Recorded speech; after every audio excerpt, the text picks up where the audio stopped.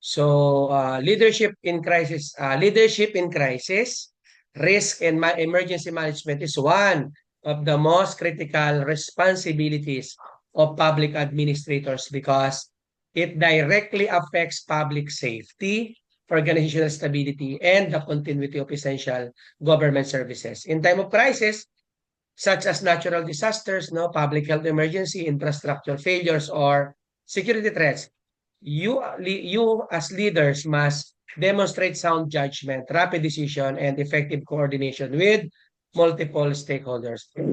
Supervisors and public leaders must be prepared to assess risk, respond decisively, and ensure that emergency response efforts are organized, timely, and effective.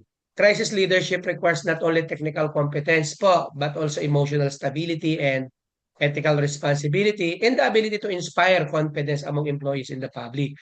Because effective leadership during emergencies minimizes damage, protect lives, Mhm. and ensures the continuity of government operations.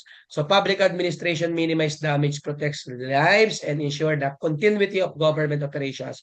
Public administrators must understand risk assessment, emergency planning, and crisis response strategies to fulfill their leadership roles effectively. So this topic is essential, no, in preparing future leaders to respond responsibly and professionally to unexpected and high-pressure situation.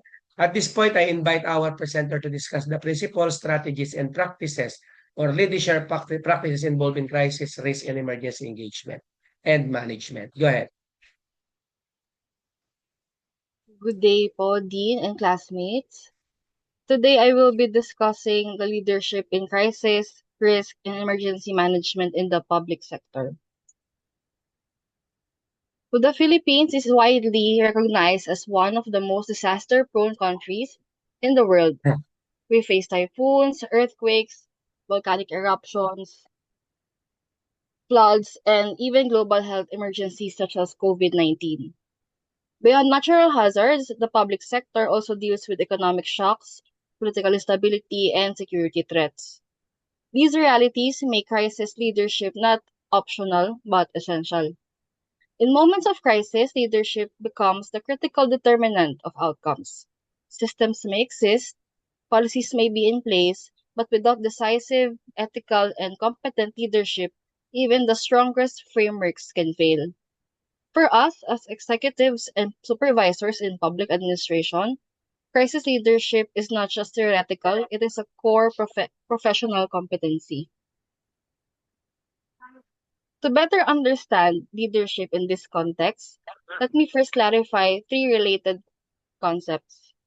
A crisis refers to sudden, high impact events that require urgent decision making under pressure. These situations are characterized by uncertainty, time constraints, and high public expectations. Risk management, on the other hand, involves prevention, mitigation, and preparedness measures. It is proactive. It aims to reduce vulnerability before a crisis happens. Meanwhile, emergency management focuses on response, recovery, and rehabilitation after an incident occurs. Leadership is required in all of these phases. It spans the entire disaster management cycle from prevention and preparedness to response and recovery.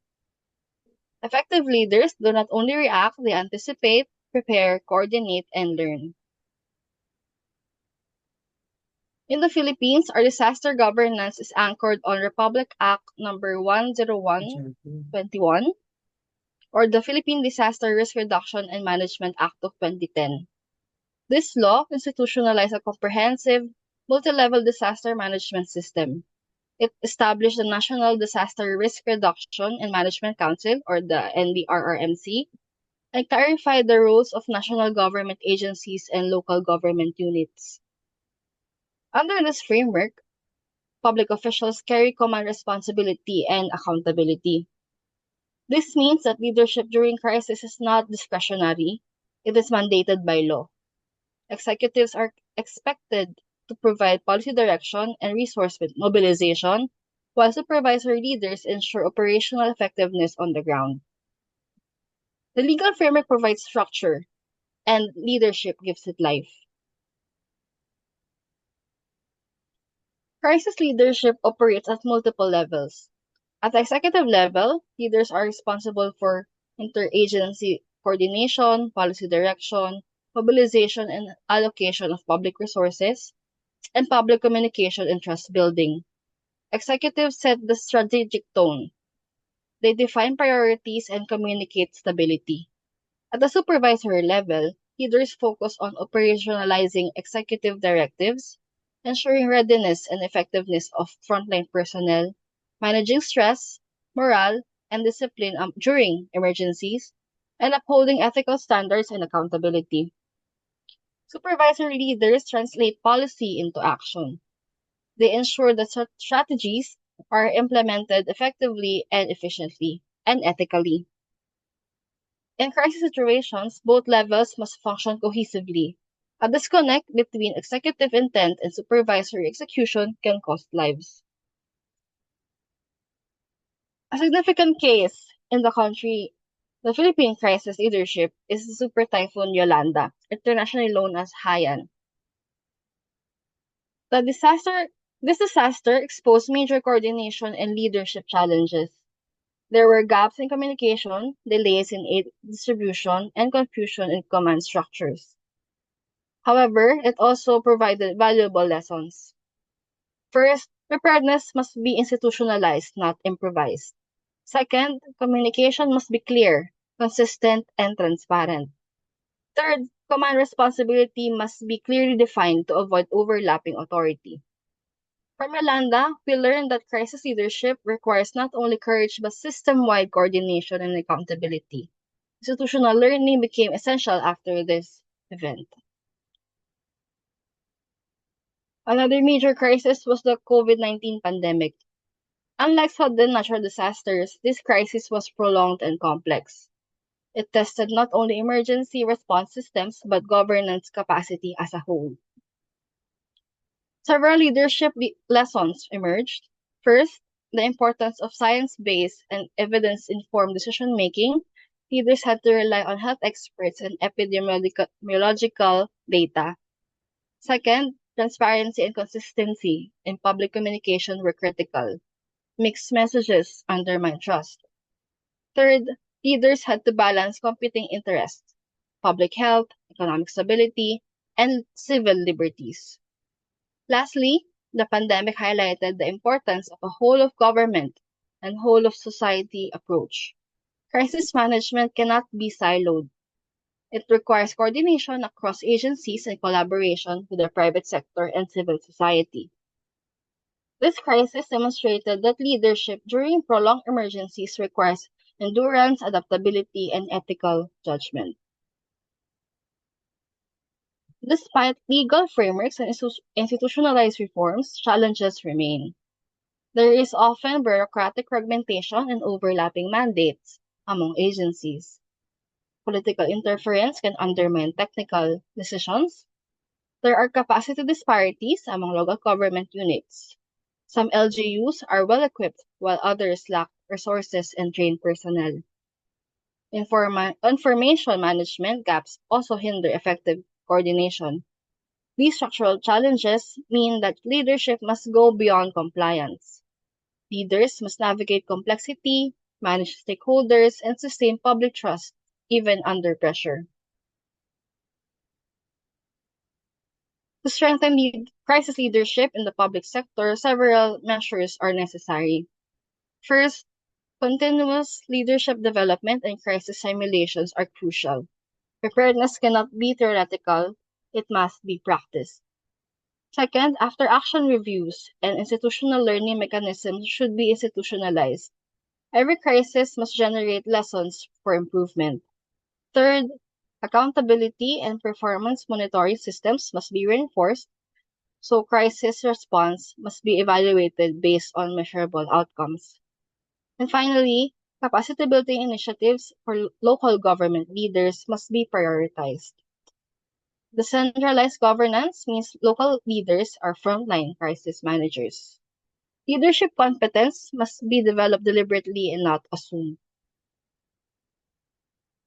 To conclude, leadership is often the decisive factor between chaos and coordinated response.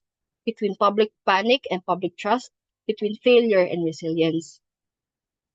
Executive and supervisory roles are distinct but complementary. Strategic direction and operational executions must align. Crisis leadership is a core competency in the public sector, especially in a disaster-prone country like the Philippines. Ultimately, effective crisis management is not only about systems and structures. It is about leaders who are decisive, ethical, adaptive, and accountable.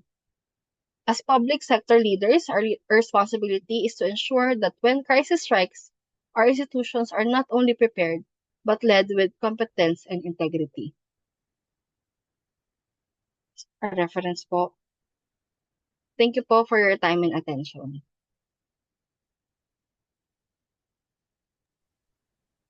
Okay,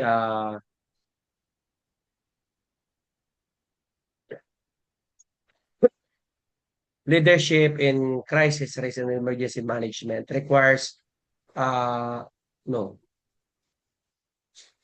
sustainable lang. Public administrators demonstrate the ability to make timely, informed, and responsible decisions while ensuring the safety of public and the continuity of government services. In crisis situations such as typhoons, earthquakes, or public health emergency, the supervisors must quickly assess the situation, coordinate response efforts, and ensure that appropriate resources are deployed efficiently. Let's say, for example, no, during a typhoon, a local government supervisor must organize evacuation procedures, no, coordinate with disaster response teams, and ensure that emergency supplies reach affected supervise organize evacuation procedures, no, and ensure that emergency supplies reach affected communities promptly.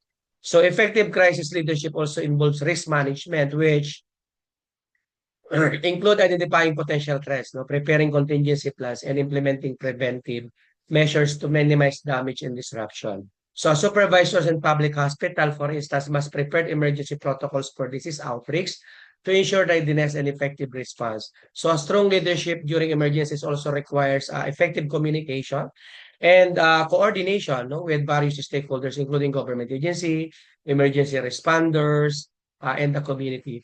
So this ensure accurate information dissemination, efficient response operation, and public trust. The supervisors who demonstrate the competence in crisis leadership, strengthen organizational resilience, improve emergency response effectiveness, and syempre ensure the protection and well-being of the public. Okay? Thank you so much, Presenter.